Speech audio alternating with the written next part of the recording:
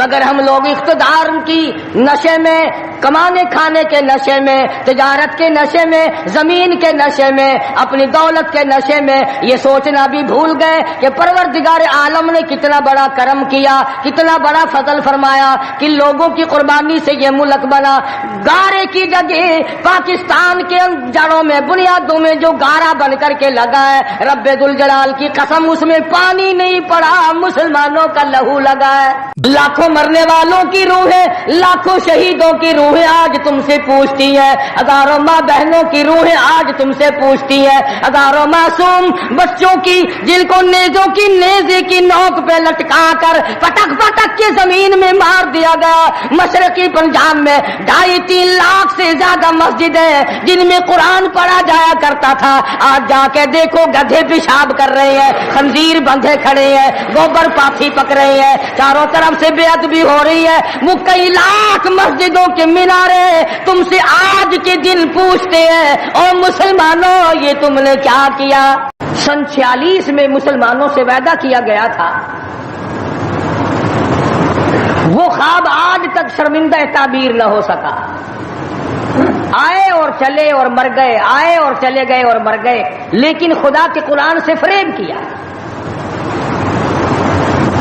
اللہ کے نظام سے دغا کی، دھوکہ کیا، قوم سے دھوکہ، خدا سے دھوکہ، خدا کے قرآن سے دھوکہ۔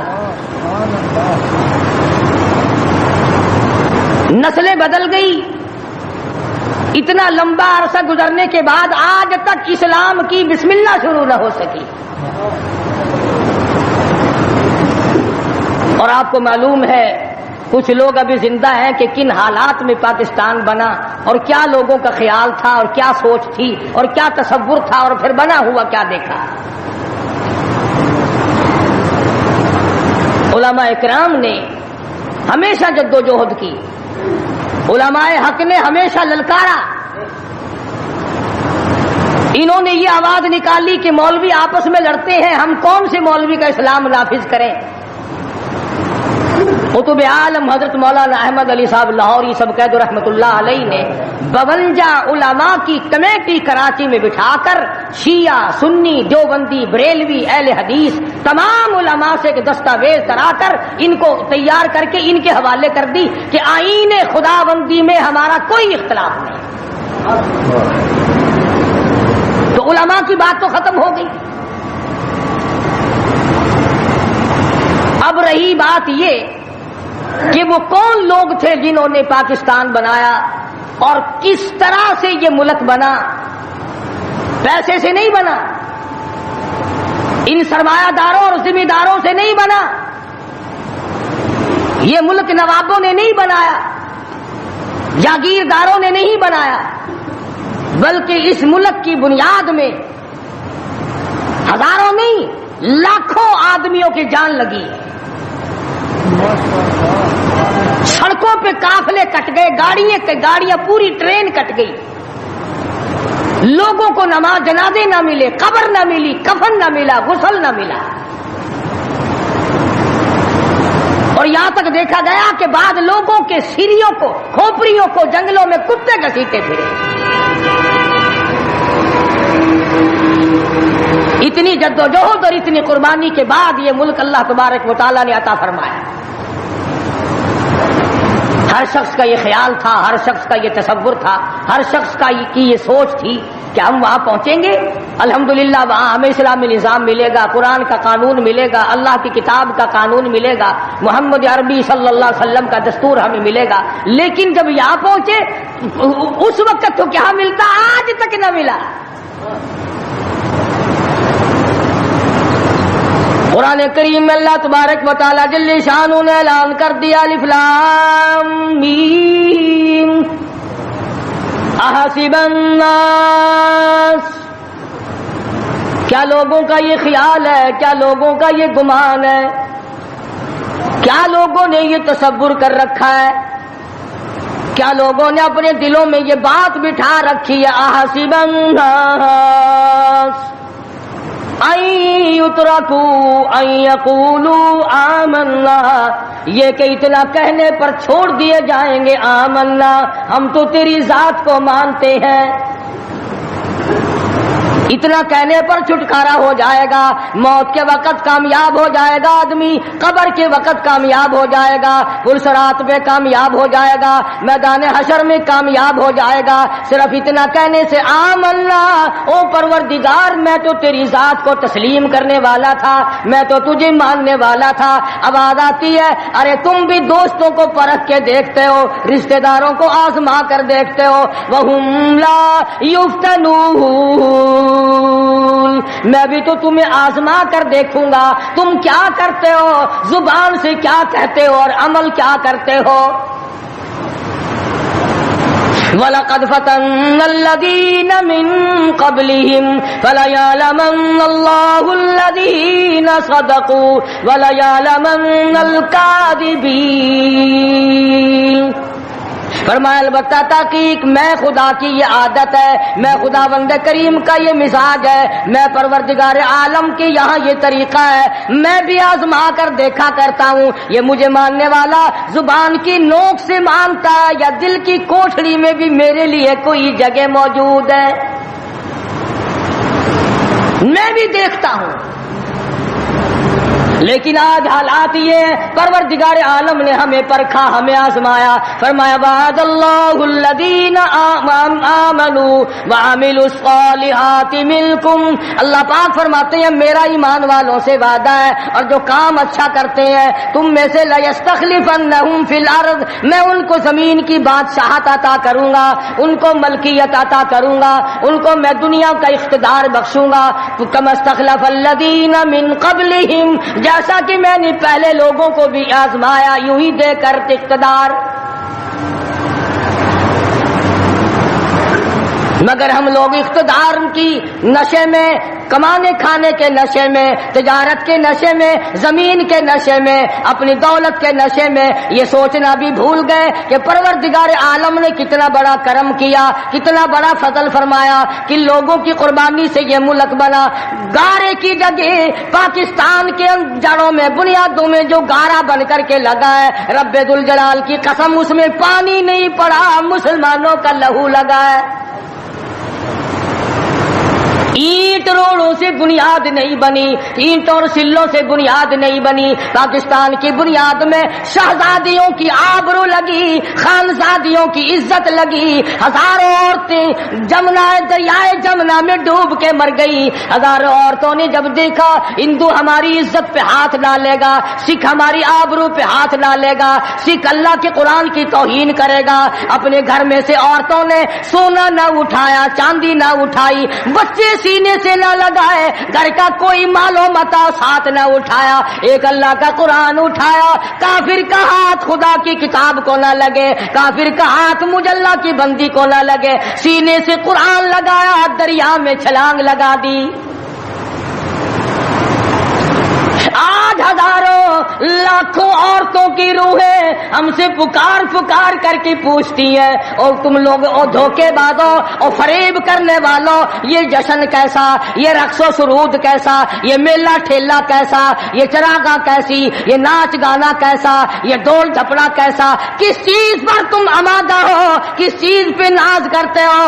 ہم نے تو سنا تھا تم سب کچھ قرآن کے لیے کر رہے ہو، مگر تم نے قرآن کریم کو تو مردوں کے لیے اٹھا کے رکھ دیا۔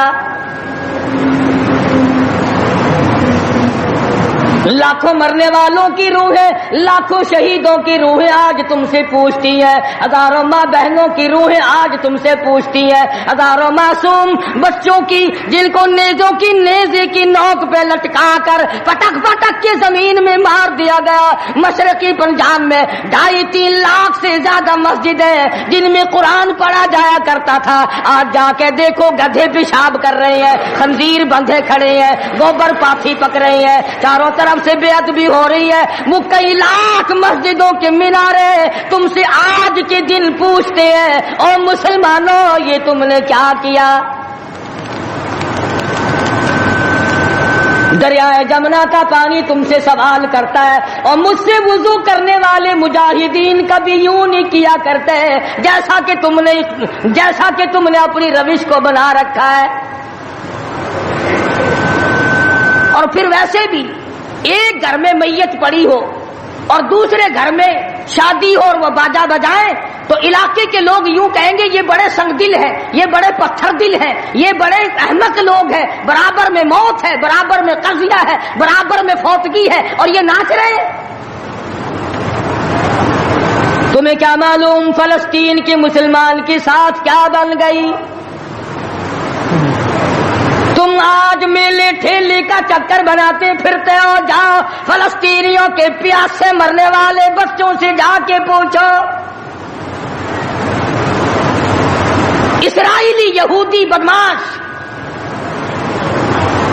کسی طرح سے بھی پیچھے ہٹنے کو تیار نہیں۔ عرصہ گزر گیا، پانی بند کر رکھا ہے، بجلی بند کر رکھی ہے، پریشان ہے مسلمان، خدا کا نام لینے والے لوگ پریشان ہیں۔ فلسطین میں مسلمان کٹ گیا، افغانستان میں مسلمان ذبح ہو رہے ہیں، ایران عراق میں مسلمان کٹ رہے ہیں، ذبح ہو رہے ہیں، سری لنکا جیسا ملک بودھ مذہب رہنے والے لوگ جو کیڑی کو مارنا بھی برا جانتے ہیں مگر مسلمان کو کاٹ رہے ہیں۔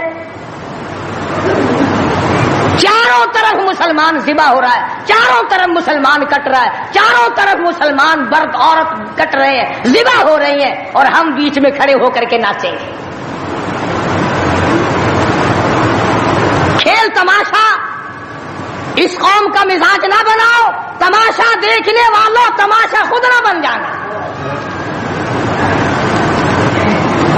امام الانبیاء محبوب کبریا حضرت محمد مصطفیٰ صلی اللہ تعالی علیہ وسلم نے ارشاد فرمایا، او لوگو جب کوئی قوم کھیل تماشے میں پھنس جاتی ہے، جب کوئی قوم گانا بجانا اپنی زندگی کا محور بنا لیتی ہے، پھر اس قوم کو زمین پہ بسنے کا حق نہیں رہتا، وہ قوم زمین میں دس جانی چاہیے۔ ایک مر رہا ہے اور ایک رنگریلیاں منا رہا ہے۔ راولپنڈی کے شہری لوگ تنگ، 26 فٹ پانی شہر کی گلیوں سے گزر گئے، کیمپوں میں لوگ پڑے ہیں، تنگ ہیں، مکانات بے شمار منہدم ہو گئے، اور ہم 2 جھنڈی مجھے بھی دینا بھائی، میں نے بھی اپنے سر پہ لگانی ہے، جھنڈی تو لگانی ہے، کبھی بارڈر پہ جا کے تو للکار کسی کو۔ ادھر ایٹم بم بن رہے ہیں، ادھر مسلمانوں کے گلوں پہ چھرے چل رہے ہیں، ہم رنگ برنگی جھنڈیوں کے پیچھے پھر رہے ہیں۔ سال میں 4 موقع بنا دیے قوم کو کھلانے کے، تماشا دکھانے کے کہ تم اسی دھندے میں لگے رہو۔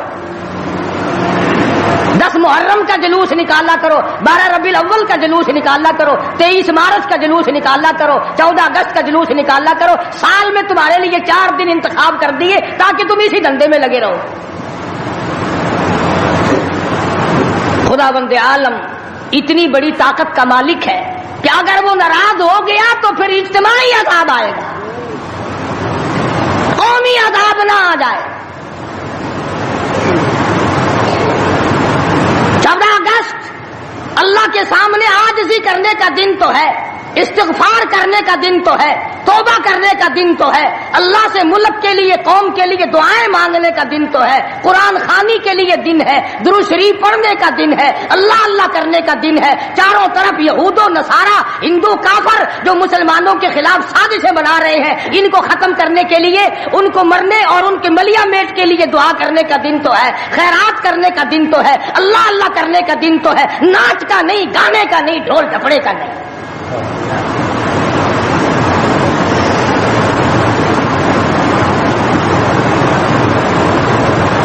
ترقی اس کا نام نہیں کہ فلاں جگہ اونٹوں کی دوڑ ہو گئی، فلاں جگہ گھوڑوں کی دوڑ ہو گئی، فلاں جگہ لوگوں کی دوڑ ہو گئی، فلاں جگہ چھوکروں کی دوڑ ہو گئی۔ ترقی کے اور بڑے راستے کچھ کر کے دکھاؤ۔ اللہ پاک جل شانہ نے اعلان کر دیا، لوگوں قال ساربکم ان یہلک عدوکم وَيَسْتَخْلِفَكُمْ فِي الْأَرْضِ فَيَنْظُرَ كَيْفَ تَعْمَلُونَ۔ اللہ پاک فرماتے ہیں تم یوں نہ سمجھا کرو کہ تم تخت پہ بیٹھ گئے تو مجھ سے چھپ گئے۔ شہنشاہوں، ملک کے مالکوں، تخت و تاج کے مال کو یہ نہ سوچا کرو کہ یہاں بیٹھ کر اب خدا کی نظر ہم پہ نہیں پڑتی. فرمایا میری وہ ذات ہے لمن الملک اليوم، میں وہ ہوں پوچھوں گا کون ہے آج کے دن دم مارنے والا. الیوم تجزا کل نفس بما کسبت، کسی پر ظلم نہیں کیا جائے گا، کوئی بول نہیں سکے گا، جواب نہیں دے سکے گا. کیوں؟ دربار الہی ہوگا. کہتا وہ ایسی روب کی جا ہے کہ دربار الہی میں ہزاروں سر بلندوں کا عزیزوں سر جھکا ہوگا. بڑوں بڑوں کے سر جھک جاتے ہیں، اپنی مرضی سے نہ جھکے تو خدا جھکا دیتا ہے. فرمایا یہ تمام کا تمام نظام میری طرف سے چلتا ہے. تم عارضی ہو، تم جیسے پہلے کہیں آئے اور کہیں چلے گئے، تم بھی نہیں رہو گے. اللہ پاک نے فرمایا باقی رہے گی میری ذات. اس لیے ہوش کر کے ہر آدمی کو قدم اٹھانا چاہیے، تاجر کو بھی، پیر کو بھی، مولوی کو بھی، افسر کو بھی، تمام لوگوں کو ہوش کر کے قدم اٹھانا چاہیے. کوئی ایسی صورت نہ ہو جس سے خامخواہ ہم عذاب میں گرفتار ہو جائیں. حضرات صحابہ اکرام رضوان اللہ تعالی علیہ مجمعین انہی چیزوں سے ڈرا کرتے تھے. خود مدنی کریم صلی اللہ تعالی علیہ وسلم کا یہ حال ہے. راستے میں پڑی ہوئی ایک کھجور آپ نے اٹھا کر منہ میں ڈال لی. سیدہ فرماتی ہیں ہماری اماں ام المومنین رضی اللہ تعالیٰ عنہ کہ ساری رات حضور کو نیند نہ آئی. میں نے بار بار پوچھا کیا بات ہے، کوئی تکلیف ہے؟ فرمایا نہیں. پھر نیند کیوں نہیں آتی؟ فرمایا راستے میں کھجور پڑی تھی، میں نے اٹھا کر اس لیے منہ میں ڈال لی ضائع نہ ہو جائے. اب مجھے یہ بات تنگ کر رہی ہے، نہ معلوم کسی کا حق نہ ہو اور میرے حلق کے نیچے چلا گیا. قیامت میں اگر مطالبہ کیا تو میں کیا جواب دوں گا؟ سیدنا فاروق اعظم رضی اللہ تعالیٰ عنہ کا زمانہ آیا. آپ نے اہل مدینہ کو اکٹھا فرمایا اور فرمایا کہ تم جانتے ہو میں تجارت کرتا تھا اور آج تم نے مجھے ایک کام میں مشغول کر دیا خلافت کے، اب میرے گزر اوقات کی کیا صورت ہوگی؟ تو تمام صحابہ کرام نے، اہل مدینہ نے یہ فیصلہ کیا کہ متوسط درجے کا جو کھانا ایک عام آدمی کھا سکتا ہے اتنا وظیفہ مقرر ہو جائے. چنانچہ فاروق اعظم رضی اللہ تعالیٰ عنہ کا وظیفہ مقرر ہو گیا. امیر المومنین خلیفۃ المسلمین 22 لاکھ مربع میل کا حکمراں، کابل سے لے کر طرابلس تک کا حکمراں فاروق اعظم، جس کو خدا کے نبی نے اللہ میاں سے مانگ کے لیا. ایک دن جمعے کے اندر خطبہ ارشاد فرما رہے ہیں، خطبہ دے رہے ہیں. صحابہ کہتے ہیں ہم نے امیر المومنین فاروق اعظم کو تہمت کو دیکھا، منجلے اور لنگی کو دیکھا. ایک لنگی میں ایک چادر میں 12 پیوند لگے ہوئے تھے. 12 پیوند، 22 لاکھ مربع میل کا حکمراں، اس کے تہمند میں 12 پیوند ہے، ایک پیوند چمڑے کا بھی ہے. آج تو پیوند لگانا ہمارے یہاں عیب بھی ہو گیا. کون اس بات کا خیال کرتا ہے؟ ایک اور جمعے میں دیر سے تشریف لائے فاروق اعظم رضی اللہ تعالیٰ عنہ. لوگوں نے عرض کیا کہ آپ نے دیر کی.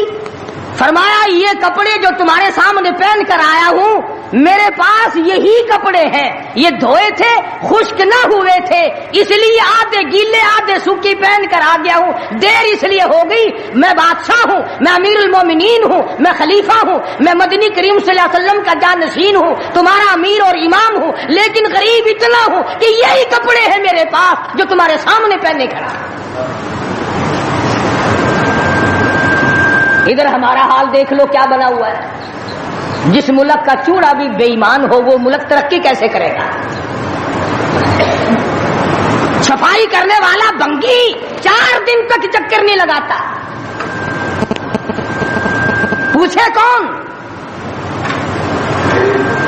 جب ہم سارے تقریباً کانے ہیں تو سوال کون کرے گا؟ ہم سے پوچھے گا کون؟ آپ مارکیٹ میں بیٹھ کر چوری کرتے ہیں، ہم مولوی غلط مسئلے بتا کر مسجد میں چوری کرتے ہیں، افسر عدالت میں قانون کی چوری کرتا ہے، ڈاکٹر اسپتال میں چوری کرتا ہے، اس کا یہ مطلب ہوا کہ ہم سب چور نہیں؟ صحیح مسئلہ بتلاؤ تو مولوی کی تنخواہ 6 مہینے نہیں ملتی، 1 مہینے کی۔ کون صحیح بات کو برداشت کرے؟ متولی صاحب اگر مسئلہ پوچھے نا بیچارے مولوی کو کہنا پڑتا ہے ہاں جی چلو مسئلہ تو یوں ہے پر جو آپ کہتے ہیں وہ بھی ٹھیک ہو سکتا ہے، اس لیے اگر یوں نہ کہے تو پھر مسجد میں کیسے ٹھہرے گا؟ سیدنا فاروق اعظم رضی اللہ تعالیٰ عنہ کھانا کھا رہے ہیں، ایک بہت بڑا امیر آدمی آ گیا، فاروق اعظم نے فرمایا آؤ کھانا کھا لو۔ انہوں نے کھانا کھانا شروع کر دیا، صحابی ہے وہ بھی، امیر آدمی ہے صحابی۔ فاروق کے دسترخوان سے لقمہ اٹھا کر جب منہ میں ڈالا، قسم کھا کر کہتا ہے بغیر چھنے ہوئے آٹے کا لقمہ تھا، جو کی روٹی تھی، چبا چبا کر تھک گیا مگر وہ حلق سے نیچے نہیں جاتا تھا۔ امیر المومنین کا کھانا ہے، بادشاہ وقت کا کھانا ہے، نبی کے جانشین کا کھانا ہے۔ انہوں نے کہا اے فاروق چھنا ہوا آٹا بھی تو آپ کھا سکتے ہیں، ایسا کیا عذاب آ گیا کہ چھنے ہوئے آٹے کی روٹی نہیں کھائی؟ تو فوراً بول اٹھے، اللہ کی کروڑ رحمتیں نازل ہوں ان اللہ والوں پر۔ فرمایا بھائی کیا ہر مسلمان جو بھی لا الہ الا اللہ محمد رسول اللہ پڑھنے والا ہے، ہر مسلمان کو چھنے ہوئے آٹے کی روٹی مل سکتی ہے؟ میری حکومت اتنا وزن برداشت کر سکتی ہے کہ ہر آدمی کو چھنے ہوئے آٹے کی روٹی ملے؟ انہوں نے کہا نہیں۔ فرمانے لگے جب تک ہر آدمی کو نہ ملے فاروق کون ہوتا ہے جو چھنے ہوئے آٹے؟ یہ چاروں صحابہ عشرہ مبشرہ میں سے ہے، جلیل القدر صحابہ ہیں، حضور صلی اللہ علیہ وسلم کے پیارے صحابہ ہیں، حضور کے چہیتے صحابہ ہیں۔ آپس میں چاروں بیٹھ کے بات کرنے لگے، یارو کمال ہو گیا، ہمارا امیر ہو، ہمارا بادشاہ ہو، ہمارا خلیفہ ہو اور اتنا تنگ، اتنی تنگ دستی میں زندگی کٹ رہی ہو۔ تو وہ کہنے لگے کہ پھر کیا ترکیب ہو؟ ان سے کہا جائے کہ کچھ وظیفہ بڑھا لو، کچھ اپنا خرچہ بیت المال سے بڑھا لو۔ کسی کی جرت نہ ہوئی۔ ایک صحابی نے مشورہ دیا کہ یوں کرو، سیدہ حفصہ رضی اللہ تعالی عنہا فاروق اعظم کی بیٹی ہیں اور محمد عربی سب کہہ دو صلی اللہ علیہ وسلم کی گھر والی ہے، ان سے جا کر درخواست کرو، بیٹی اپنے ابا سے کہے گی شاید بات بن جائے، یعنی فائدہ بھی فاروق کا ہو، مطلب کی بات بھی فاروق اعظم کی ہو، مگر کہنے کو کوئی تیار نہیں، اتنا ڈر ہے کہ یہ اپنے مطلب کی بھی نہیں سنے گا۔ آج کل تو ہمیں بنا کے لانے پڑتے ہیں کہ پہلے ہمیں کوئی مولانا کہنے والا ملے، فلاں صاحب کہنے والا ملے، شاہ صاحب کہنے والا ملے، 7 چمچے لے جانے پڑتے ہیں۔ فاروق اعظم رضی اللہ تعالیٰ عنہ اپنی لگتے جگر سیدہ حفصہ رضی اللہ تعالیٰ عنہ سے ملاقات کے لیے گئے۔ حضرت حفصہ رضی اللہ تعالیٰ عنہ نے عرض کر دیا ابا جان یہ کیا حالت بنا رکھی ہے، یا یہ کیا پریشانی کی حالت ہے، یہ کیا تنگی کی حالت ہے، آپ کچھ وظیفہ بڑھا لیں، آپ کچھ اپنا خرچہ بڑھا لیں، اس لیے کہ مسلمان لوگ اس حالت کو دیکھنے کے لیے تیار نہیں۔ اب تو کہہ دینا چاہیے تھا کہ بھی جو کچھ وہ بڑھانا چاہیں بڑھا دیں، تنگ تو میں واقعی ہوں۔ فرمایا اے حفصہ تو ان لوگوں کے نام بتا جو تیرے پاس فرمائش کرنے آئے تھے،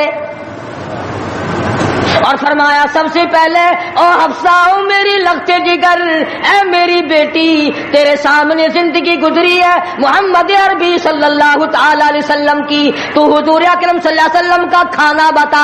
حضرت حفصہ کہنے لگی ابا جان میں محمد کریم صلی اللہ علیہ وسلم کی روٹی پکایا کرتی تھی، آٹا سامنے رکھ کر پھونک مار دیا کرتی تھی، جتنا گھاس اڑ گیا باقی بیچ میں پکایا کرتی تھی، اور فرماتی ہے زیتون کے تیل کا ڈبہ رکھا ہوا تھا، تیل ختم ہو چکا تھا، ایک دن میں نے نیچے کی تل چھٹی گاد نکال کر روٹی کے اوپر چپڑ دی، آپ صلی اللہ علیہ وسلم نے نوش فرمائی، فرمایا حفصہ آج روٹی بڑی مزیدار لگی ہے، اور فرمانے لگے ثم لتسألن یومئذ عن النعیم۔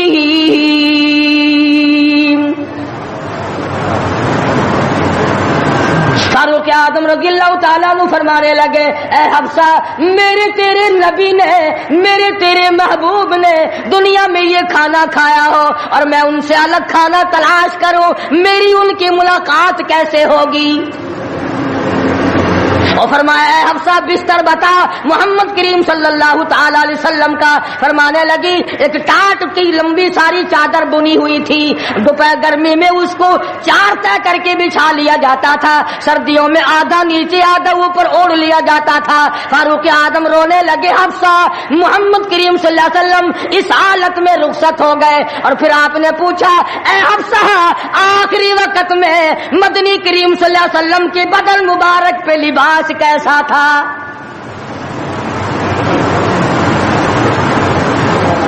وہاں لباس کی حالت کھانے کی حالت یہ ہے, یہاں بنگلوں کی گنتی نہیں کوٹھیوں کی گنتی نہیں.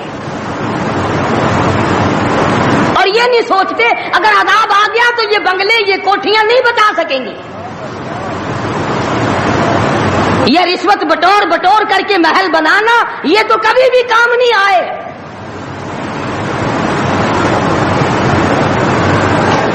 لوگوں کے ذہن کو گندا کرنے کے لیے طریقہ کار بنا رکھے ہیں. خدا کی بات پرس سے کون پیچھے رہ سکتا ہے؟ جب وہ پکڑتا ہے پھر توبہ کی مہلت نہیں دیتا. فرعون کے سر میں 400 سال تک درد کبھی نہیں ہوا, نزلہ کبھی نہیں ہوا. فرمایا حتی اذا ادرکہ الغرق, جب آیا نا دریا کے بیچ میں تو لگا ایک غوطہ اور یوں اوپر کو آیا, بڑا بزدل تھا, کہنے لگا آمنت انہ لا الہ الا الذی آمنت بہ بنو اسرائیل وانا من المسلمین. میں رب العالمین کو مانتا ہوں, میں بنی اسرائیل کے رب کو مانتا ہوں. آواز آئی جبریل اس کے منہ میں گانا ٹھونس دے. یہ اب مجھے ماننے لگا ہے جب میں نے پکڑ لیا. میری پکڑ کے وقت ماننا یہ تو کہ ماننا نہ ہوا. کوٹے میں کتنا بڑا عذاب آیا, سینکڑوں آدمی مر گئے, کتنے لاپتہ ہو گئے. چاروں طرف خلقت خدا کی پریشان ہے, بس ایک ہی آواز آ رہی ہے تیاری کرو, مکان چمکاؤ, دکان چمکاؤ, بازار چمکاؤ, دندا بے شک نہ ہو پر چمکائے رکھو. تو جیسے عورتوں میں بیماری نہیں پھیل جاتی, 80 سال کی بڑھیا سرخی لگا کے چل دیتی ہے. چمک, کارنامے کی چمک پیدا کرو, اعمال کی چمک پیدا کرو, ایمان کی چمک پیدا کرو. محمد کریم صلی اللہ علیہ وسلم کے نظام کو چلا کر وہ چمک پہ دھمک پیدا کرو, وہ ترقی پیدا کرو کہ دنیا کی قوم کو پتا چل جائے کہ یہ اللہ اور اس کے رسول کے ماننے والے بن گئے. اب ان سے خطرہ کھاؤ. تمہیں معلوم ہے فاروق کے ایک ایک کپڑے میں پیون تو 12 تھے, پیٹ میں روٹی جو کی تھی, مگر چاروں طرف کے کافر کانپا کرتے تھے, لرزتے تھے کہ اگر فاروق کا ادھر سے گزر بھی ہو گیا تو بات بگڑ جائے گی. یہاں تک حالات بنے صحابہ کرام کے, اللہ تعالیٰ کی کروڑ رحمت نازل ہو, صحابہ کرام کی قبروں پر آمین کہو کہ 5 لاکھ کے مقابلے میں 5 محمد کے غلام کامیاب ہو گئے. 5 لاکھ کے مقابلے میں حضور کے 5 غلام کامیاب. اسپین میں 3 مسلمان گئے, پورے ملک کے مقابلے میں 3 مسلمان کامیاب. وہ مسلمان تھے صحیح معنوں میں. مسلمان کو کوئی شکست نہیں دے سکتا, مسلمان کو کوئی مار نہیں سکتا. آج ہم یہودیوں اور عیسائیوں کا کھلونا بن کر کے مار کھا رہے ہیں. آج ہم ان کے ہاتھوں کے تاش کے پتے بنے ہوئے ہیں. آج ہم ان کے اشاروں پہ سب کچھ کرتے ہیں. چاروں طرف مسلمان کا لہو بہ رہا ہے. مغلیہ خاندان کے بادشاہوں کے واقعات کتابوں میں موجود ہیں. آپ پڑھ کر کے دیکھ لیں کہ جن لوگوں نے اچھے کام کیے ان کی زندگی کیسے گزری, اور جن لوگوں نے برے کام کیے ان کی زندگی کیسے گزری. لوگ ان کا نام لینا بھی گوارا نہیں کرتے. کیا بات تھی. سلطان عالمگیر رحمت اللہ علیہ جہاں بادشاہ وقت تھا, جہاں پورے ہندوستان کا مالک تھا, وہاں مدنی کریم صلی اللہ علیہ وسلم کی 5000 حدیث تو زبانی یاد تھی. بادشاہ کو 5000 حدیث زبانی یاد تھی.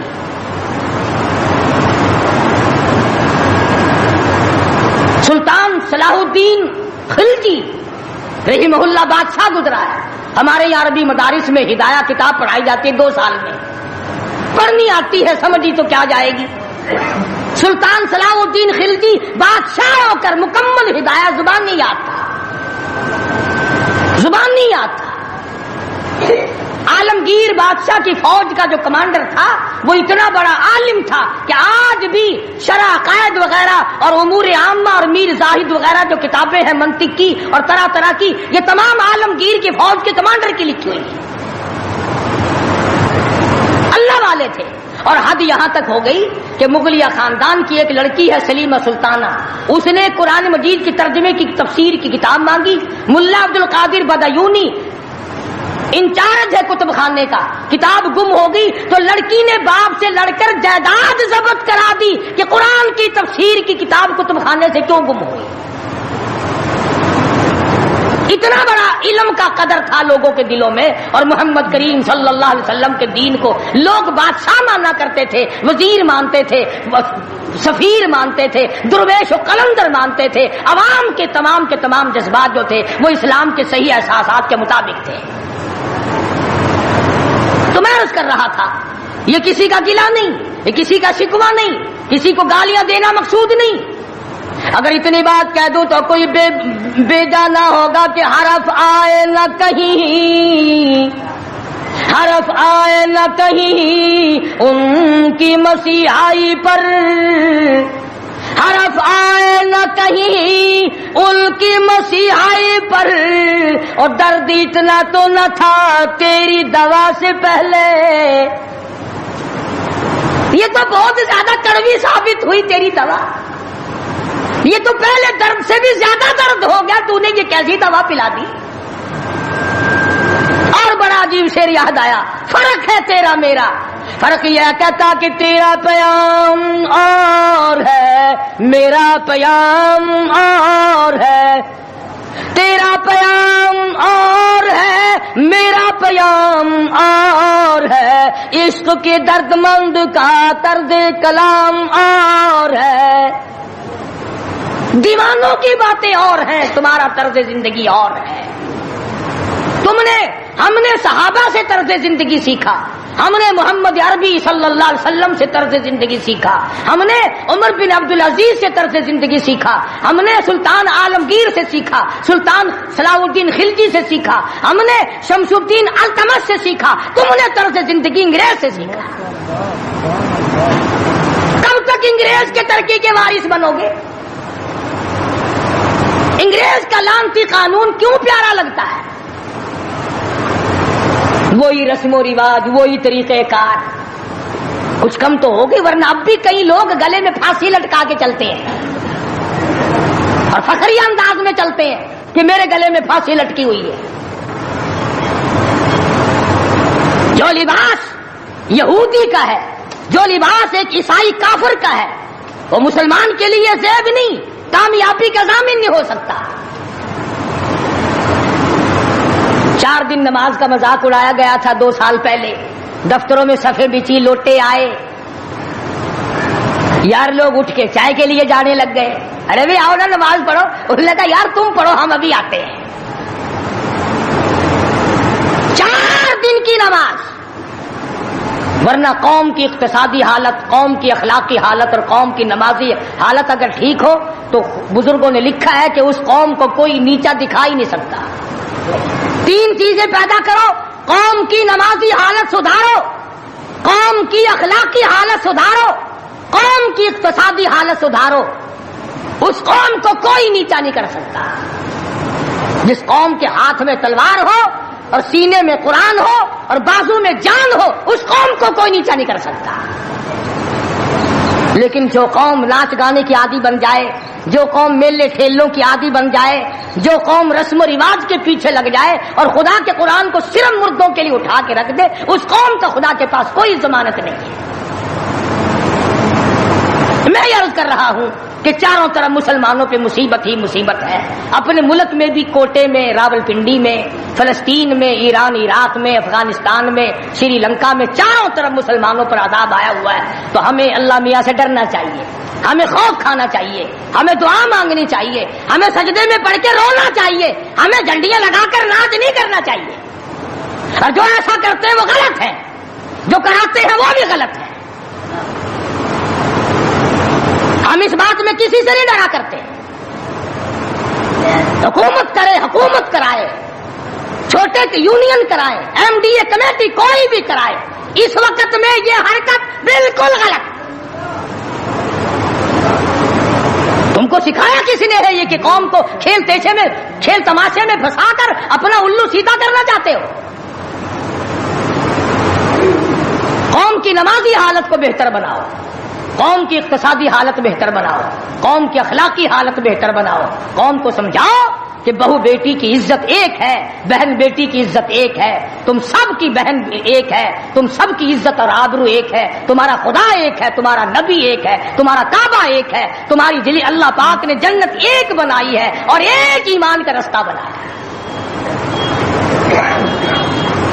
کسی سے دھوکہ کرنا، کسی سے فریب کرنا، کسی سے دغا بازی کرنا، لوٹ کھسوٹ مچانا، یہ طریقہ بالکل غلط ہے.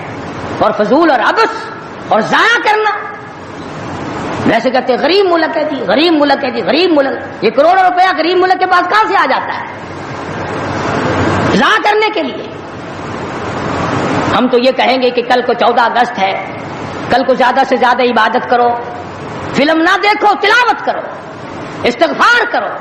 اور وہ شہداء جنہوں نے 47 میں اپنی جانیں قربان کی، اپنی عزت قربان کی، اپنا سب کچھ قربان کر دیا، خدا کی قسم آج تک لوگ ایسے موجود ہیں 36 سال کے بعد بھی سیٹ نہ ہوئے.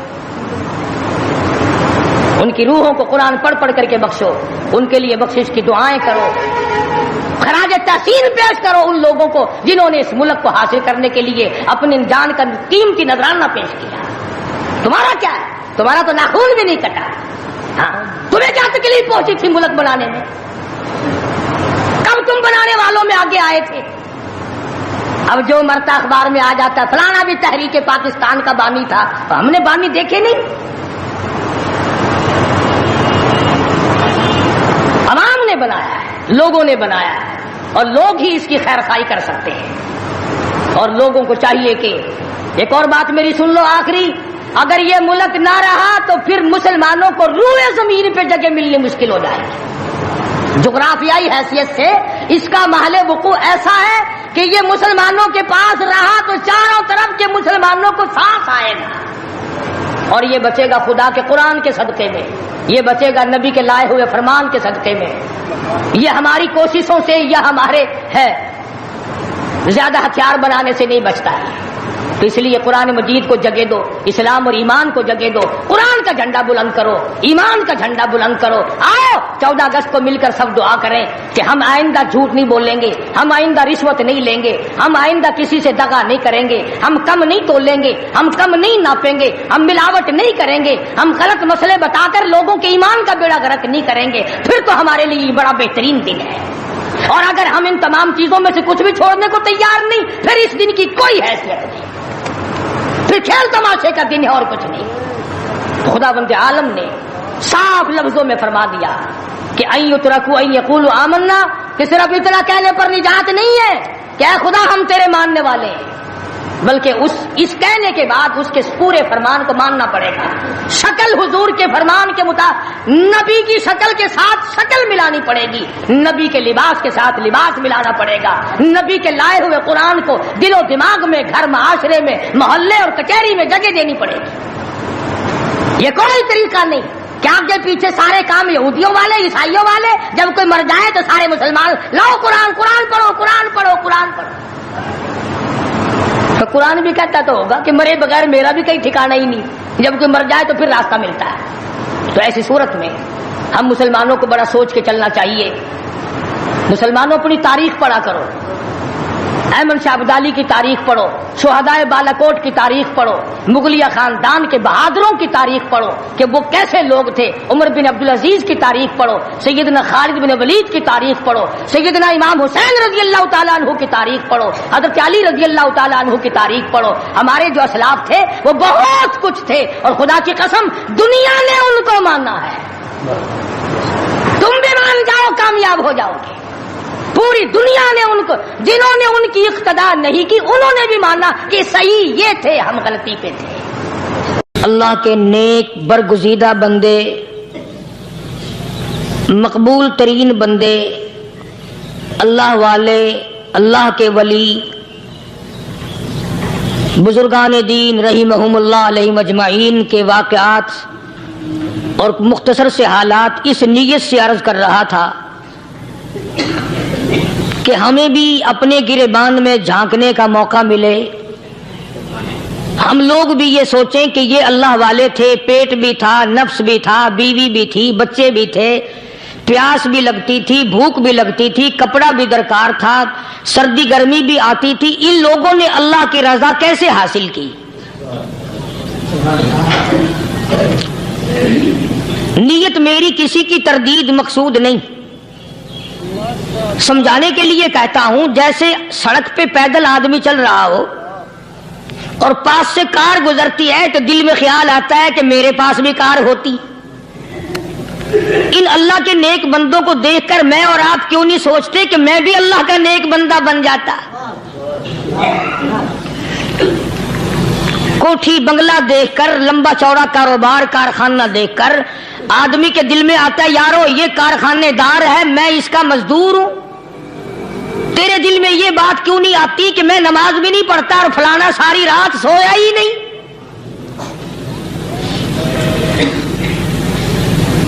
ہم لوگ اپنے معاملات میں، اپنے کردار کے بارے میں آخر کب سوچیں گے وہ کون سی نئی زندگی ملے گی؟ بس ایک دھوکہ لگا ہوا ہے، او جی میں تو گناہگار ہوں میرا کیا، او جی میں تو گناہگار ہوں میرا کیا، یوں کرتا کرتا ہی مر جائے گا، توبہ نہیں کرنی۔ کوئی آدمی پلیت ہو اور وہ یہ کہتا رہے او یار میں تو پلیت ہوں، یار میں تو ناپاک ہوں، میرا کیا میں تو ناپاک ہوں۔ اللہ کے بندے پانی کے پاس جا، غسل کر، پھر ہی تو پاک بنے گا۔ اپنے آپ کو پلیت پلیت کہتا رہے یوں تو پاک نہیں بنے گا۔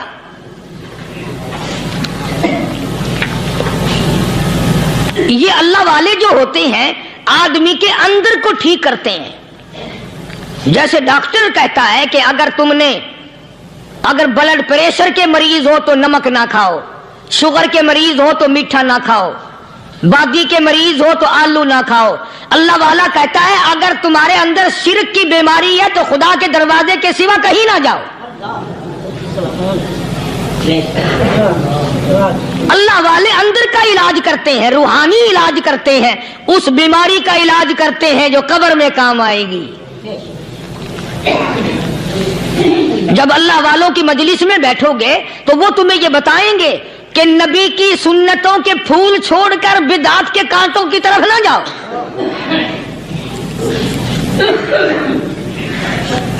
اور ہدایت ہے محمد کریم صلی اللہ علیہ وسلم کی، سبحان اللہ۔ وہ جوان کتنا خوش نصیب ہوگا جو حضور کے ساتھ سواری پہ سوار ہے۔ اللہ اکبر۔ سیدنا معاذ بن جبل رضی اللہ تعالیٰ عنہ کی ذات اقدس ہے، جس سواری پہ محمد عربی صلی اللہ تعالیٰ علیہ وسلم سوار ہیں، اسی سواری پہ صحابی بھی سوار ہے، آپ کے پیچھے سوار ہے۔ آپ نے 3 مرتبہ ارشاد فرمایا یا معاذ، وہ کتنا مقدروں والا جوان ہوگا جس کا نام آقا کے پیارے پیارے منہ سے نکلا۔ فرمایا یا معاذ، او معاذ، عرض کیا لبیک و سعدیک، میرے آقا میں حاضر ہوں، میں غلامی میں حاضر ہوں۔ کچھ نہیں فرمایا۔ پھر دوسری مرتبہ ارشاد ہوا یا معاذ، عرض کیا لبیک و سعدیک، کالی کملی والے میں تیری خدمت میں حاضر ہوں، میں غلامی میں حاضر ہوں۔ تیسری مرتبہ پھر فرمایا یا ماس، سمجھے آپ، یہ تو حضور کو پتا تھا کہ میری آواز اس نے پہلی دفعہ میں ہی سن لی، پکار رہا ہے میں حاضر ہوں۔ 3 مرتبہ آواز اس لیے دی، یعنی میں جو تجھے بتانا چاہتا ہوں وہ بڑی اہم بات ہے، توجہ کر، دھیان کر اس بات کی طرف جو میں تجھے بتانے لگا ہوں۔ تیسری مرتبہ ارشاد ہوا یا ماس، عرض کیا لبیک و سعدیک، میرے آقا میں حاضر ہوں، غلامی میں حاضر ہوں۔ ارشاد فرماؤ، فرمایا یا ماس لا تشرک باللہ، او ماضی مجھ سے ارشاد سن لے، مجھ سے پیغام سن لے، میں محمد کریم صلی اللہ تعالی علیہ وسلم تجھے بڑی پتے کی بات بتانے لگا ہوں، گر کی بات بتانے لگا ہوں، کوئی حقیقت کی بات بتانے لگا ہوں۔ لا تشرک باللہ، او میرے جمال، میرے صحابی، او ماس، اللہ کی ذات میں، اللہ کی صفات میں کسی کو شریک نہ ٹھہرانا۔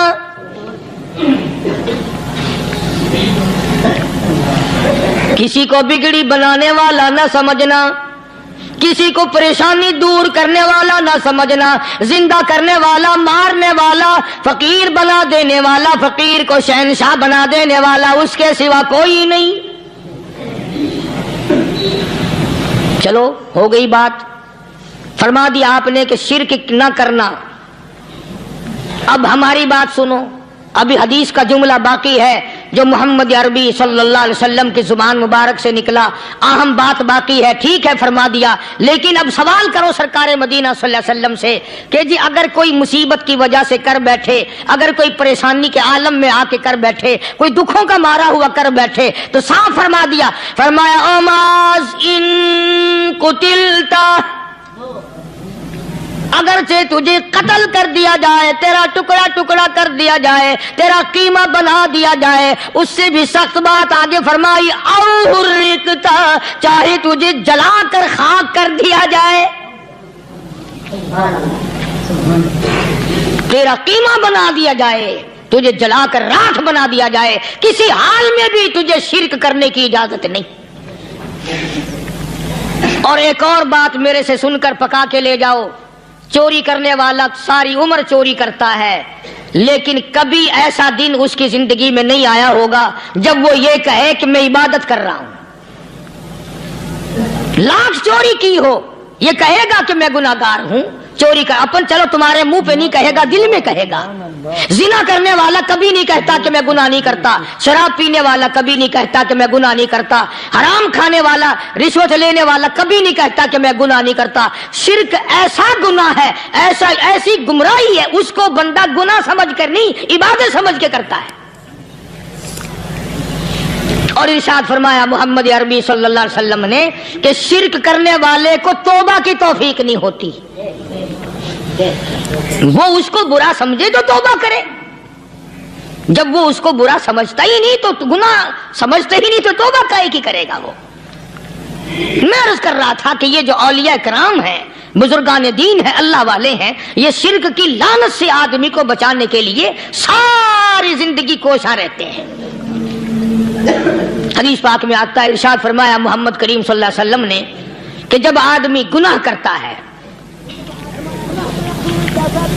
فرمایا ان فی الجسد لمضغۃ اذا صلحت صلح الجسد كله واذا فسدت فسد الجسد كله الا وهي القلب، او كما قال النبي صلی اللہ علیہ وسلم۔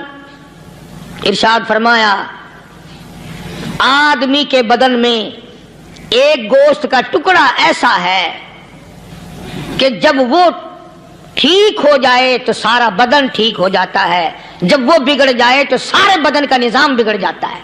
الا وہی القلب، سرکار مدینہ صلی اللہ علیہ وسلم نے فرمایا وہ دل ہے۔ دل آدمی کا سنور جائے تو سارا کچھ سنور گیا، دل بگڑ گیا تو سب کچھ بگڑ گیا۔ ریاکاری دل سے پیدا ہوتی ہے، تکبر دیکھنے میں نہیں آتا، دل میں پیدا ہوتا ہے، فخر دل میں پیدا ہوتا ہے، عجب اور خودبینی دل میں پیدا ہوتی ہے۔ تو آقا مدنی صلی اللہ علیہ وسلم نے فرمایا کہ آدمی کا دل جو ہے وہ سفید ہوتا ہے، بالکل سفید ہوتا ہے۔ جب بندہ گناہ کرتا ہے تو ایک چھوٹا سا سیاہ کالا نقطہ اس کے دل پہ لگ جاتا ہے، پھر دوسرا گناہ کرتا ہے، پھر دوسرا نقطہ لگ جاتا ہے، پھر تیسرا گناہ کرتا ہے، پھر تیسرا نقطہ دل پہ لگ جائے، حتیٰ کہ اس کا دل سارا کالا ہو جاتا ہے۔ اور جب سارا دل کالا ہو جاتا ہے تو اس کے دل کے اندر پھر حق سمجھنے کی گنجائش نہیں رہتی، پھر وہ اتنا بگڑتا ہے کہ خلاف شرع کام کو وہ عبادت کہتا ہے، پھر وہ ڈھول دھماکے کو عبادت کہتا ہے، پھر وہ چمٹا کھڑکانے کو عبادت کہتا ہے، پھر وہ نشہ کرنے کو عبادت کہتا ہے، پھر وہ نماز نہ پڑھنے کو عبادت کہتا ہے، پھر وہ قرآن کے قریب نہ آنے کو عبادت کہتا ہے۔ حالانکہ بزرگوں کا یہ طریقہ کار نہیں۔ سائیں توکل شاہ صاحب سبقت رحمت اللہ علیہ، امبالے شہر میں مزار ہے، حضرت کے واقعات میں لکھا ہے کہ جب کوئی عالم، جب کوئی قاری، جب کوئی بزرگ قرآن پڑھتا یا کچھ بیان کرتا، اگر قرآن پڑھتا غلطی کرتا، ہاں یہ بات سمجھ لو کہ سائیں شاہ صاحب جو تھے ان پڑھ تھے، عالم نہ تھے، پڑھے ہوئے نہیں تھے، لیکن اگر کوئی قرآن کی آیت غلط پڑھتا تو سائیں شاہ صاحب جو تھے وہ کہتے کہ تو نے غلطی کی ہے، اور اگر کوئی حضور کریم صلی اللہ علیہ وسلم کی حدیث پاک پڑھتا اس میں کوئی غلطی کر دیتا تو شاہ صاحب فرماتے کہ تو نے غلطی کی ہے۔ تو ایک دن مولویوں نے، عالموں نے، قاریوں نے مشورہ کر لیا اور کہنے لگے آؤ شاہ صاحب سے پوچھیں گے کہ ان کو یہ پڑھے ہوئے تو ہے نہیں، ان کو پتہ کیسے چلتا ہے، آیت غلط پڑھی گئی یا حدیث پاک غلط پڑھی گئی، ان کو پتہ کیسے چلتا ہے؟ تو اللہ والے کی خدمت میں پہنچے اور جا کے یہ سوال کر دیا، اللہ والے سے یہ سوال کر دیا، آپ سب سبحان اللہ کہو تو میں آگے جواب بتاؤں۔ اللہ اکبر، اللہ اکبر، کیا شان ہے اللہ والوں کی۔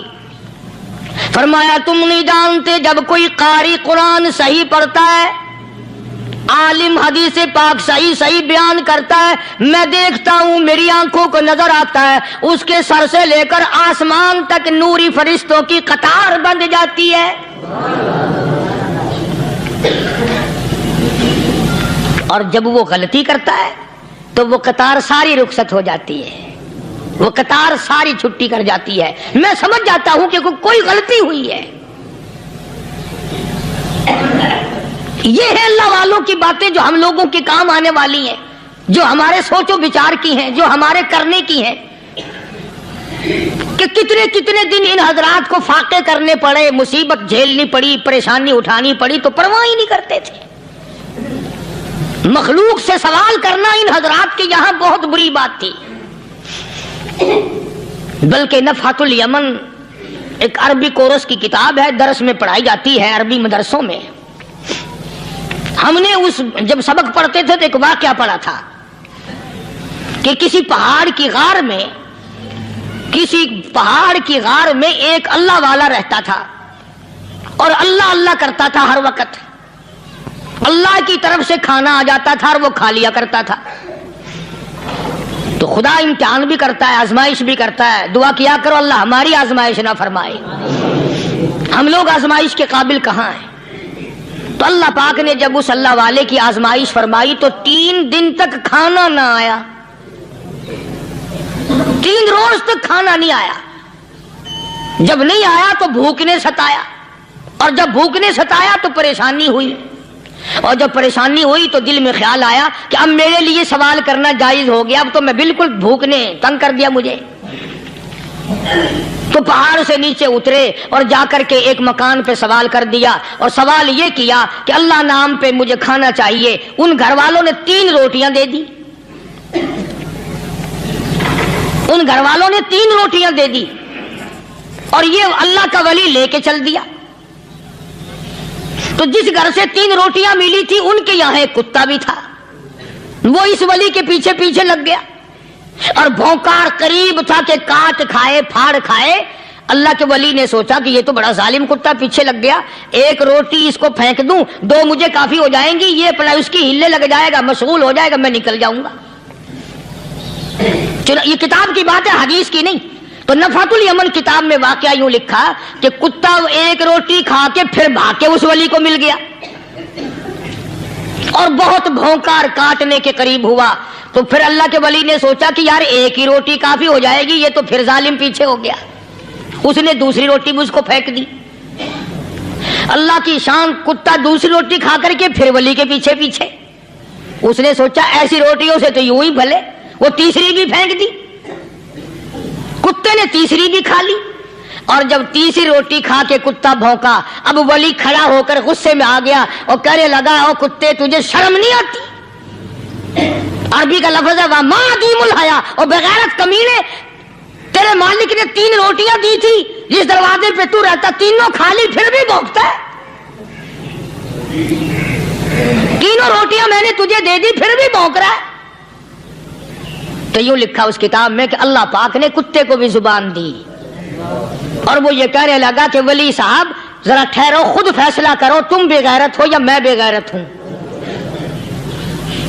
فیصلہ جناب کریں، میں کتا ہوں، آپ ولی ہیں، جنت کے کھانے کھائے، ارے 3 دن نہ ملا تو آدمی کے دروازے پہ آ کے ماتھا گھسایا، جھولی پھیلائی، بھیک مانگی، مجھ سے قسم لے لو میں کتا ہوں، کئی مرتبہ 8 دن ٹکڑا نہیں ملتا، قسم لے لو اس دروازے کے سوا کبھی کسی دوسرے دروازے پہ نہیں گیا میں۔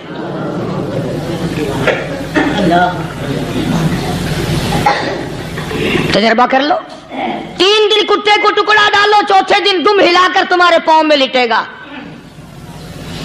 ساری عمر گزر گئی اس مالک کا دیا ہوا کھاتے ہوئے پیتے ہوئے، آج بھی تجھے اس مالک کا دروازہ سمجھ نہیں آیا۔ پانی وہ پلاتا والذی ہوا یطعمنی ویسقین وَإِذَا مَرِضْتُ فَهُوَ يَشْفِينِ۔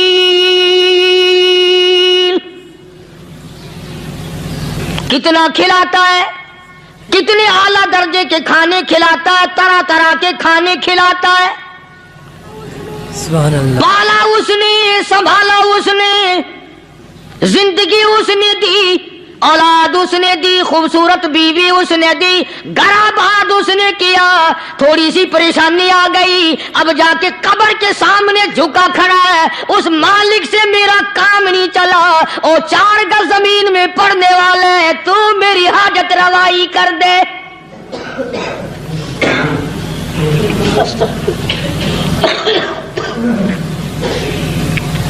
کون سے ولی نے یہ تعلیم دی، کون سے ولی نے یہ ترغیب دی؟ خواجہ قطب الدین بختیار کاکی رحمت اللہ علیہ، بابا فرید الدین شکر گنج رحمت اللہ علیہ کا پیر ہے۔